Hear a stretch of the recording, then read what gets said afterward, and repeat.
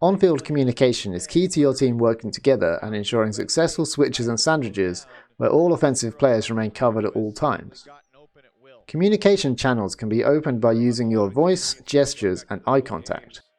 Any noise or any word opens a communication channel, and anyone that hears you will know where you are, what your rough situation is depending on the inflection of your voice, and that you are aware and looking to connect and work together as a team. Just saying hey or saying someone's name is much better than staying silent and can mean a few different things depending on the situation. Listen to these players from Sussex communicating as they surround a stack, whilst their opponent's sideline gets exasperated at the lack of open cuts. Cuts now, come on! It's nothing! Joel, clear out, Joel. Back in stack now, back in stack! Corner's going to be free.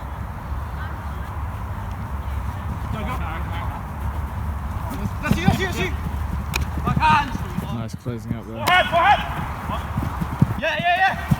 Stay in structure, man. Stay in structure. Backhand! We got two here. Three now. Go on. You got Charlie as well. There's a 2 deep. Nice left. Nice. Common words include switch, where you want to switch marks or switch roles with your teammate.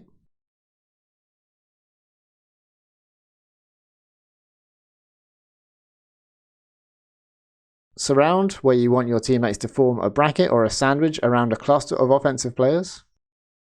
Better yet, initiating with the shout of count prompts your teammates to vocally count how many offensive players are grouped together. This helps to make it clear who is involved in the bracket. For example, if opponents set up with a 5-person stack while the disc is being bricked, I would expect 5 flexing defenders to each say 5 and reposition to surround that stack. Recounting in response to offensive movement helps to avoid blown brackets as all players are kept track of. Saying 1 signifies that you are personally marking 1-to-1 and not involved in a sandwich. As well as clarifying the situation, this can stop flexing teammates from interfering with the particular one-on-one matchup that you wish to keep, which avoids confusion. Push and pull shouts can be used to reposition teammates who are close to you in order to improve coverage. Push instructs a nearby player or players to move away from you, and pull instructs them to move towards you. Push and pull shouts are really useful and they're really powerful as well. I've ended up using them in lots of parts of the game, including on offense. When you have your defense spread out like a network, then a push and a pull shout is like a node being able to adjust the net that's in their local vicinity. So the team can operate and move as one unit without needing to communicate all the way across and without needing to have a preset plan.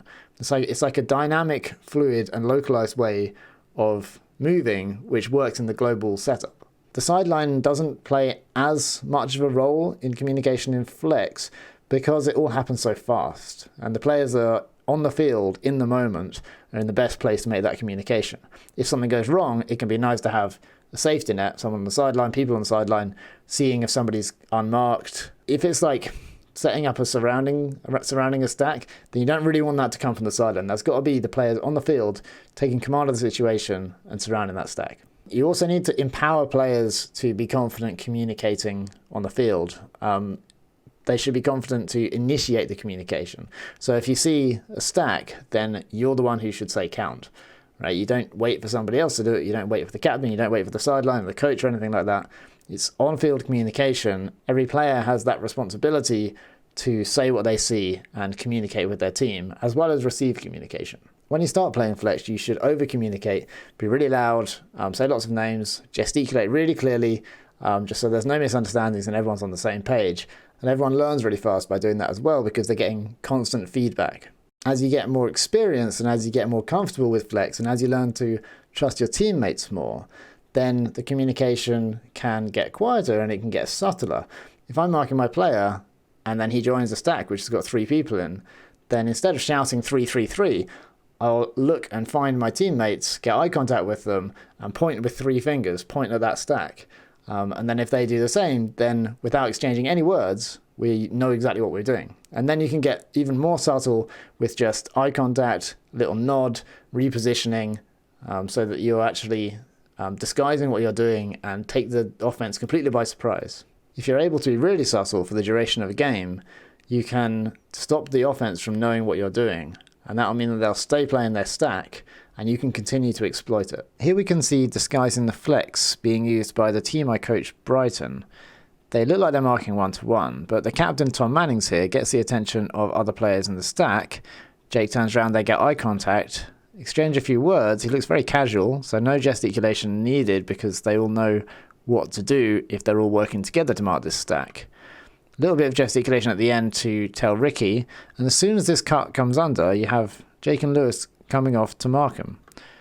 So although it appeared that they were marking 1-to-1, so Clapham had no reason to disband their stack, Brighton were actually effectively surrounding their stack. And they continue to use smart switches and such to stop Clapham advancing the disc up the line. Eventually, with another switch over here, they have to swing it across the far side. Something I struggle to convey to players that haven't played Flex is how connected you feel with your teammates when you're all communicating with each other on the field. If I'm playing 1-to-1 defense and there's no communication going on, then I feel completely alone on the field. But as soon as everyone has that flex mentality and they're ready to communicate and receive communication, it completely changes how the game feels. Okay, I hope you found this video interesting and I hope it will be useful for you this season, and I'll see you again soon.